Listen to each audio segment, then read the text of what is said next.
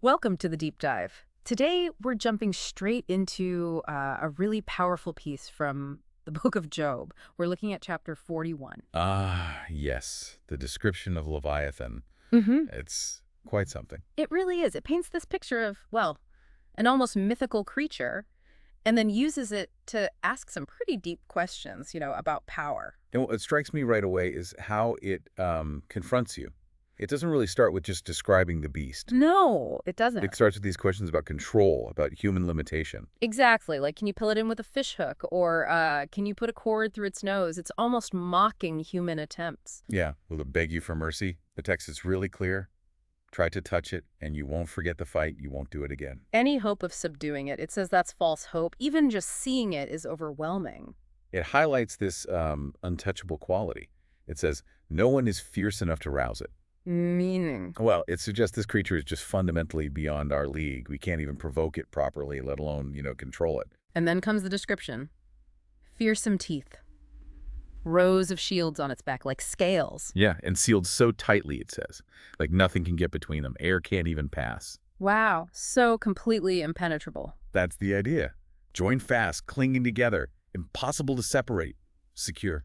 And then the imagery just, well, it ramps up, doesn't it? It sneezes flashlight, its eyes are like the dawn rays. Which is poetic, but then it gets even more intense. Right, fire streams from its mouth, sparks shoot out, smoke pours from its nostrils like a boiling pot. Its breath sets coals on fire. Mm. It's not just an animal anymore, is it? No, it sounds like it wields elemental forces, fire, smoke, light.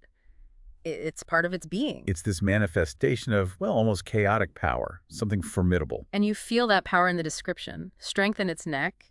Terror runs ahead of it. Its body's like solid rock. Even the mighties are terrified when it rises up. And weapons, forget it. Swords, spears, javelins, the other like straw. Rotten wood. Completely useless. Arrows just bounce off. Slingstones, too. It says it laughs at the rattle of a lance. So human conflict, our best weapons.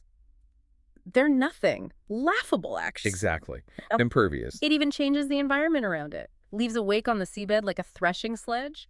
Makes the deep churn like a boiling pot. Stirs up the sea itself. So after all that, what's the summary? How does the text wrap up this description? It gives us a pretty clear statement.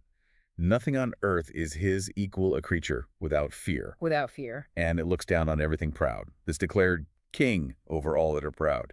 Unique, dominant, beyond any earthly challenge. Okay, so why?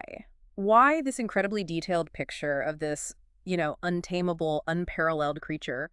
What's the actual point of describing something so far beyond us? Ah, well, that's the crucial turn, isn't it?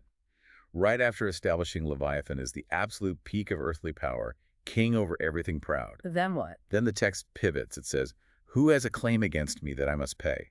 Everything under heaven belongs to me. Ah, there it is. So the Leviathan description isn't just like cool monster imagery. No, it's the setup. It shows you the absolute limit of earthly might, this unbeatable thing, only to immediately say that even this thing belongs to a higher power, someone who owns everything under heaven. Precisely. It uses the most powerful, frightening thing imaginable on earth to underscore the immense gap between human limits and divine sovereignty. So the final thought for you, the listener, is maybe this.